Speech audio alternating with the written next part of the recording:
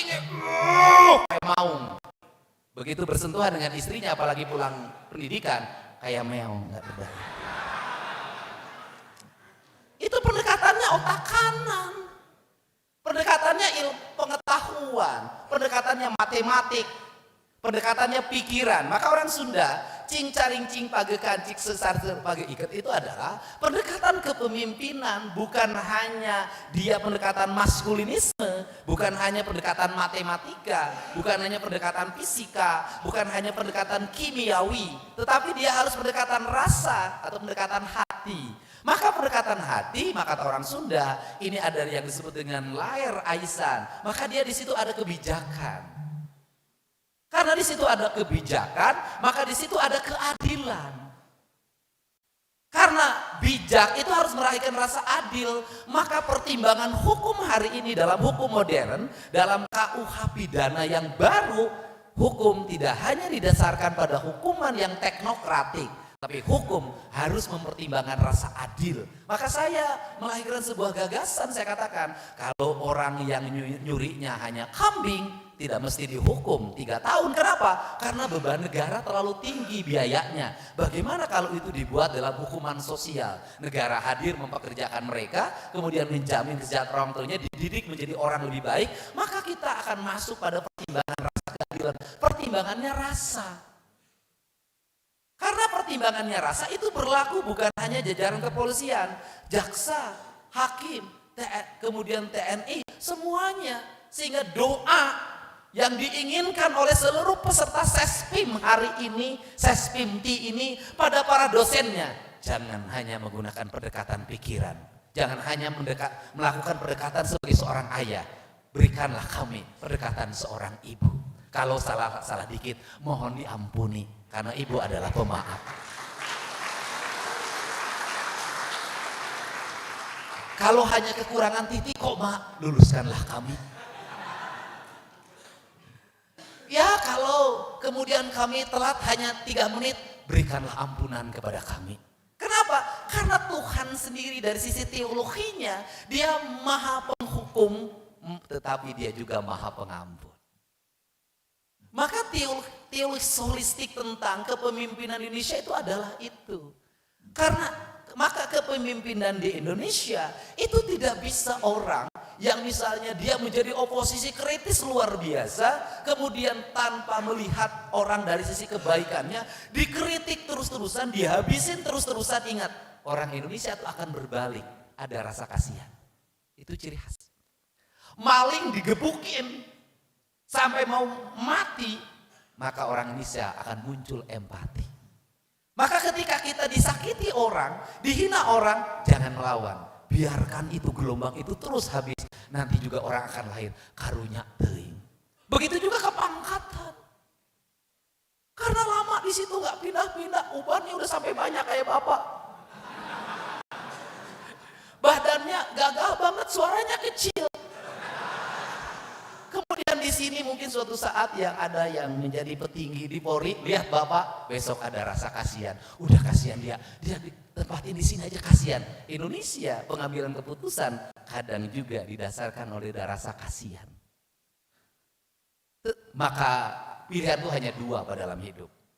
Kalau ingin dipakai oleh pemimpin, 1 jadilah orang pinter yang luar biasa, yang kedua jadilah orang bodoh yang luar biasa.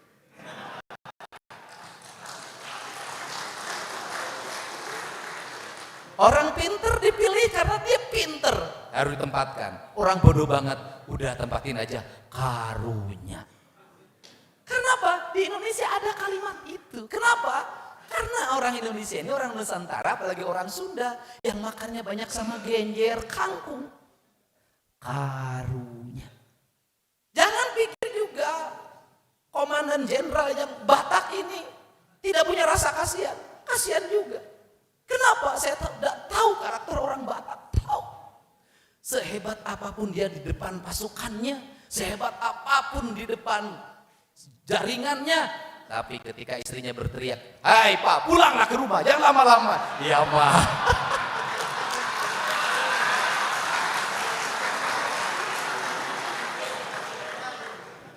Jadi kalau ingin mendekati komandan yang orang Batak, jangan lewat komandannya, lewati istrinya saja.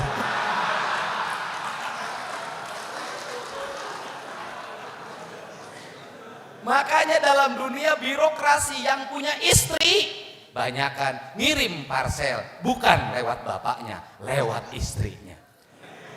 Dia gagah di depan lapangan apel, tapi dia lemah di tempat tidur, Pak.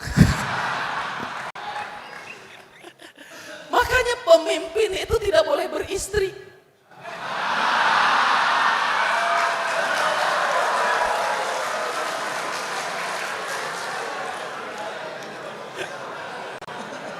Tadi ini jenderal kita ini ngomong nggak berani dia. KDM Bapak Aing, KDM Bapak Aing. Orang bilang Bapak Aing. Lah Pak, udahlah ngomong. KDM adalah Kang Duda Merana.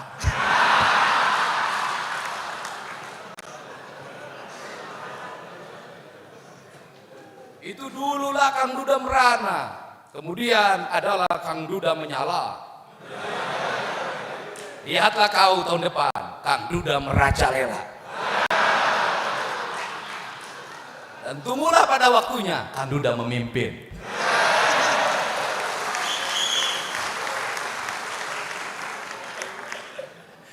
Belakang, mudah-mudahan kelihatan siapa tuh nasibnya bagus. Nah, ini kan prinsip-prinsip dasar itu, Pak. Karena prinsip-prinsip dasar itu, maka dalam kepemimpinan kita tidak cukup hanya kalau di sini ada imanensi Tuhan dipahami sebagai yang disembah, ada transendensi Tuhan hadir. Kalau dalam kaidah orang-orang Islam itu senang dengan dzikir, maka Tuhan hadir dalam dzikir-dzikirnya, dalam degup jantungnya, dalam hela napasnya, dalam seluruh tindakan dan perbuatannya, maka dia Tuhan hadir di situ. Nah, ketika bicara seperti itu, maka pemimpin itu ada yang terpenting, sehingga saya memahami proses pendidikan Sespimti, Sespim, kemudian Sesko. Sebenarnya itu kan adopsi dari pola-pola lama. Adopsi pola lama dari mana? Karena dalam pola pendidikan lama, menjadi seorang pemimpin itu dalam kosmologi kebudayaannya itu dipilih sebenarnya. Dipilih dari mana? Para kesatria. Maka dalam kebudayaan, teologi kebudayaan itu kan manusia dibagi dalam 4 tingkatan. Ada Brahma, ada Satria, ada Wisa, ada Sudra. Kaum Brahma itu adalah kaum imajiner. Karena dia kaum imajiner, maka dia pemikir, analis. Dia berpikirnya selalu masa depan. Dia tidak pernah berpikir hari ini. Dia selalu berpikir ke depan. Itu kaum Brahma. Sedangkan kaum Satria itu adalah berpikirnya, dan kalau pakai alam kemanusiaan, dia pikirannya, kebutuhannya hanya kepuasan otaknya. Kemudian yang kedua, itu adalah kaum Satria. Kaum Satria itu yang mendialektikakan antara otak dengan hati. Maka dia berpikir adalah hari ini dan ke depan. Kemudian kaum Wesya, itu dia hanya juga berpikir itu hanya dalam tataran emosional. Kecerdasan emosi saja. Dia hanya berpikir hari ini saja. Kemudian dan takarannya dirasa itu. Kemudian yang berikutnya adalah Sudra. Sudra itu kebahagiaannya cuma di 2. Ini mohon maaf orang Sunda, di mulut dan di kanjut.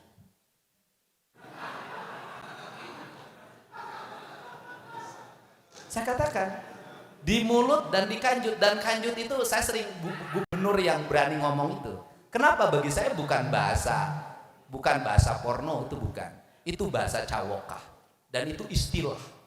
Ada kanjut di Nutarang, itu artinya dia pemalu.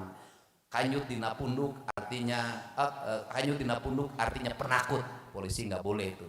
Kemudian ayah lahir kanjut, dia malas. Yang paling bahaya adalah hamur kanjut, kerjanya kawin terus. Nah, kalau ada ibu-ibu muntah-muntah telat bulan itu namanya were kanyut. Nah, itu bukan di situ dia Nah, pertanyaannya adalah bahwa sehingga dalam pandangan kebudayaan, kalau ada rakyat jelata yang kemudian dia yang hanya dipikirkan makan, ya jelata. Dia marah karena lapar, ya jelata. Nah, karena kemudian dia emosi karena kurang tidur, ya kaum jelata. Dan tugas negara itu adalah memenuhi kebutuhan perut mereka. Tugas negara itu juga menjaga kebutuhan kanjut mereka, nggak boleh dihambat. Kenapa? Kalau dihambat nanti kriminal, pemerkosaan, ruda paksa. Makanya ini nggak boleh dihambat, nggak boleh ada hambatan mereka untuk tetap tersalurkan. Kenapa? Dia manusia material yang dalam pikirannya hanya material. Nah, kepemimpinan ketika dia itu dimasukkan Polri, ketika masukkan TNI, ketika menjadi jaksa, ketika menjadi ASN, sesungguhnya ini adalah bagian demokrasi yang bagi orang kebudayaan nggak setuju. Jadi orang kebudayaan tuh nggak setuju pemimpin tuh dipilih. Saya tanya, kenapa Anda tidak setuju kepemimpin dipilih? Gimana orang sudra jadi pemimpin? Kenapa bahaya gitu? Kenapa bahaya ketika dia menjadi pemimpin yang dipikirin cuma perut dan kanjut? Jadi kalau sudah kesatria nggak boleh lagi dugem, nggak boleh, itu sudra. Ini bahaya, nggak boleh Pak. Apalagi sudah sespimti, nggak boleh. Ini terlalu. Nah, yang menjadi problem di Indonesia ini adalah bahaya kalau orang punya kedudukan, punya pangkat, perilakunya sudra. Kebahagiaannya itu hanya perut dan kanjut, bahaya. Maka saya nggak boleh ada bintang 1 digerebek sama satpol, lagi sama LC di tempat hiburan, bahaya. Yang bahaya itu bukan menghadapi pimpinannya, menghadapi istrinya itu bahaya. Kan ini problem Pak. Maka karena kita sudah masuki, ada dulu.